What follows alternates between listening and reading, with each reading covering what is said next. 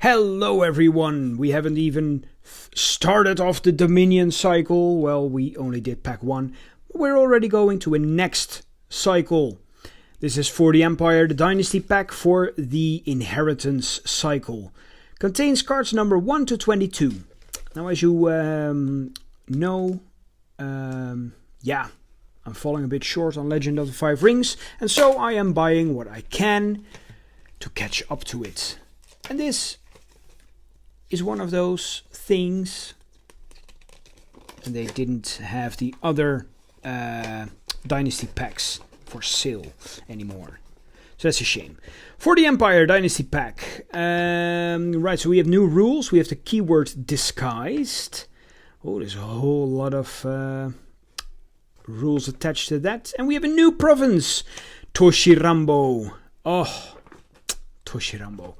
I will have to say something about that in a short while. Right, and of course the cards here as well.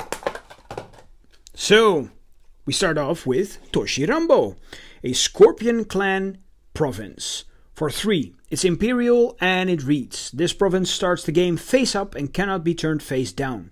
It cannot be a stronghold province. Characters played from this province enter play with 1 additional fate on them. That is pretty nice. Now this card was contested for. Back in 2018 I battled in the Kotai in Düsseldorf for the Scorpion Clan. And this was the prize for any clan that would win that day, get the most wins, get the most honor. That clan would win Toshirambo and get a card of it. And yes, I am very proud to say that the Scorpion Clan won that day and got Toshirambo. And here we have it in the form of the card. So that's quite unique, and I really loved doing that. And I'm really hoping to play another Kotai sometime when all this pandemic stuff is settling down a bit. Right, next up we have for the Dragon Clan here a province for 4 strength, Scene of the Crime. With a reaction, after this province is revealed, look at your opponent's hand. Well, it can be pretty useful to look at someone's hand. A neutral province here. For 3, we have a Gateway to Maido. Cannot be a stronghold province, and during conflicts at this province you may play characters from your Dynasty discard pile into the conflict as if they were in your hand. And you can see all kinds of spirits over here, so that's quite thematic with the card. Right, I forgot to say I always look at these cards from a Scorpion point of view, but you could have guessed that from saying that I played Scorpion at the Kotai of 2018, so yeah. Right, next up we have a Crab Clan card, Hiruma Signaler. For 2, it's a 2/2 for 1 glory. It's a Bushi Scout with an action. During a conflict in which this character is defending, sacrifice this character and choose a character you control. Ready that character and move it to the conflict. Next up, also for the Crab Clan, we have the 5th Tower Watch. It's a 5 cost 5/4 card with 1 glory, Bushi army, no attachments except weapon. And an interrupt, when you sacrifice a character, choose an opponent. That opponent must choose a character he or she controls with lower military skill than the sacrificed character. Bow that character. Right, then for the Crane Clan we get a Sententious Poet. For 3, it's a 1/3 with 2 glory, and it's a courtier. And as a reaction, after your opponent spends fate to play a card during a conflict in which this character is participating, gain 1 fate. Oh, okay. Well, I tended to do a lot of that, so. Also for the Crane Clan we get a holding, the Esteemed Tea House. It's a tea house, and it gives your province +2 strength. And as an action, during a conflict in which you control participating courtier, choose an attachment on a participating character, return that attachment to its owner's hand. That player cannot play copies of that card until the end of the phase. Right. Then for the Dragon Clan we have a Magistrate of Reason. So it's a card for 4. It's a 2/4, 1 glory, a courtier magistrate. And as an additional cost for your opponent to trigger a character ability during a conflict in which this character is attacking, that opponent must spend 1 fate to an unclaimed ring. Alright. For the Lion Clan, we get Akodo Zentaro. For 3, it's a 3/1 with 2 glory, a Bushi commander, and it's a disguised Bushi. So there you have the disguised key. The disguised keyword, which is attached to a whole lot of rules. Action. During a conflict in which this character is attacking, choose a non-unique holding in the attacked province. Gain control of that holding and move it to one of your unbroken non-stronghold provinces.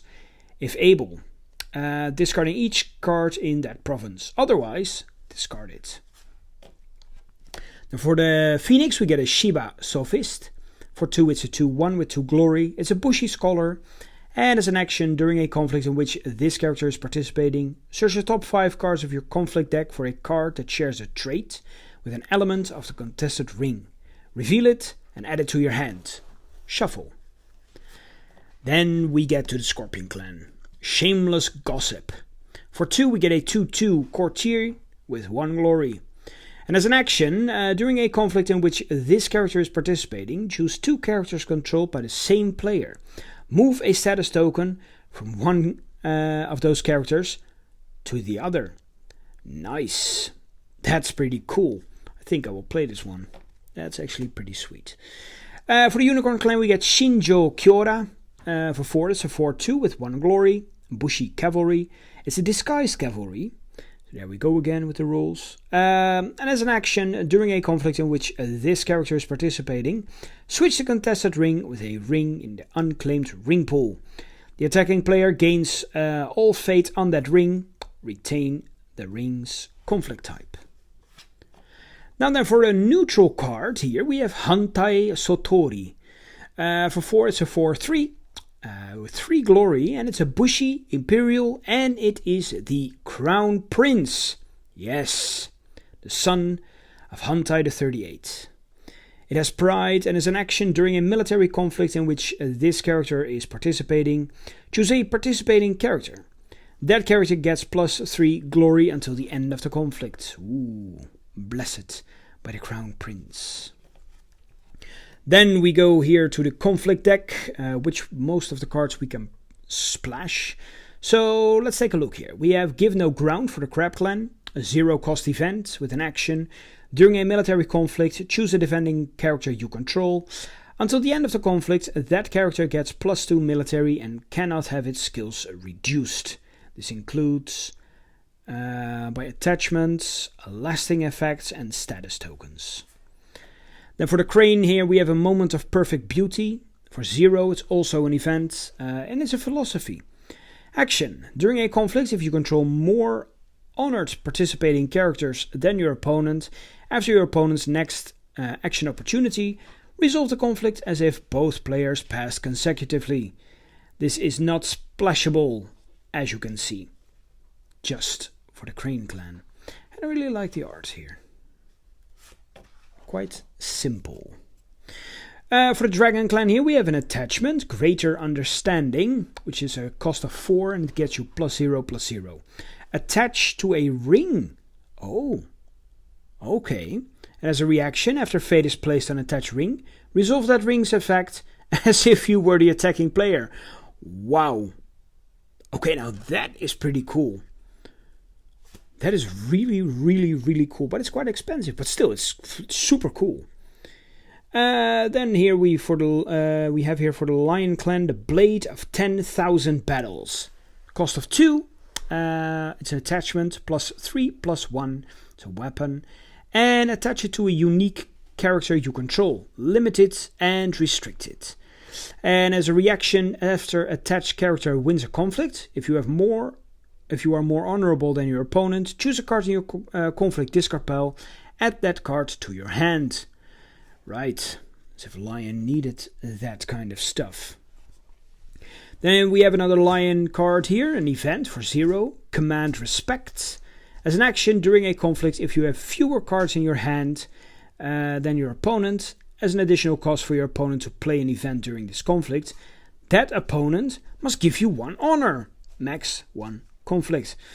Ooh, it's pretty nasty for us Scorpions here. We are already low on honor. But yeah, you can splash it, so you can actually play it in your Scorpion deck. Make them give you your their honor. Then we have an event for the Phoenix Clan for 0. It's a Purity of Spirit. And as an action during a conflict, choose a participating Bushi character. Honor that character. And at the end of the conflict, discard any status tokens on it. Scorpion Clan card. False Loyalties. For 1, it's an event. You can already see here what's happening. As a reaction, after an opponent wins a conflict, if he or she is more honorable than you, choose a participating character that opponent controls and a character in that opponent's home. Switch those characters' locations. Right, so I don't know at what time this happens, because it seems to me that after conflict is resolved, everything gets bowed. So, or can you play the battle afterwards? That would be quite neat. Adorned Barcha. For the Unicorn, it's an attachment for 2, +3, +0. It's a Gaijin weapon, and attach it to a unique character you control. It's limited and it's restricted. Then as an action, during a military conflict in which attached character is not participating, choose a participating character. Bow that card and move attached character to the conflict. And then finally we have a neutral card, also an event for 0, a Perfect Cut. Now then, I remember from the old card game from AEG, there was actually a set called a Perfect Cut. And it really reminds me of this card. Very nice. It has an action during a military conflict. Choose a participating Bushi character. That character gets +2 military until the end of the conflict. If it wins the conflict, honor it. There we go. That's the pack. I still want to go take a look at the disguise rules, because I don't really understand what's going on here.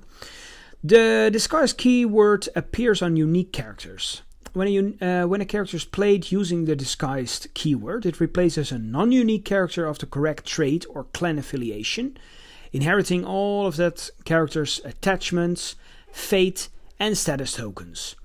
This is an alternative means by which to play a character which carries a number of unique rules, including, but not limited to, an additional cost of choosing and discarding a non-unique character. The first one is, when playing a character using the disguised keyword, you must play that character during the conflict phase, following all timing rules which apply to playing characters from hand. Interesting. And to play a character using the disguised keyword, you must choose a non-unique character you control of the appropriate trait or clan affiliation as an additional cost to play the character. Reduce the cost to play the disguised character by the printed cost of the chosen character. Play the disguised character, then move all attachments and tokens, fate, status, etc. from the chosen character to the disguised character. Finally, discard the chosen character from play. Interrupts cannot be used to replace or prevent this discard. Then, a character played using the disguised keyword cannot be played into a conflict unless the character chosen by the keyword was already participating in the conflict, and fate from your fate pool cannot be put on it. Oh, interesting. And a character played using this keyword enters play ready. Oh, cool. Right, and then I really want to get over this one here, the new province, Toshirambo. For the Empire Dynasty pack includes the special province representing the Imperial City of Toshirambo. This card was won by the Scorpion Clan during the 2018 Kotai series. Yeah, like I said. It features a unique symbol where its elemental affiliation would normally be. This symbol indicates that Toshirambo counts as all 5 elements at all times and can be selected during deck construction to fulfill the province slot of any element. Now that is interesting. I did not know. I just thought it was a specific Kotai symbol or something, but it's just all the elements. Neat. Well, there you have it for the very first pack for the Empire. Yeah, I really hope to get some more packs to complete these cycles, and of course the clan packs that I still miss. So yeah, I hope to see you guys next time. Bye bye.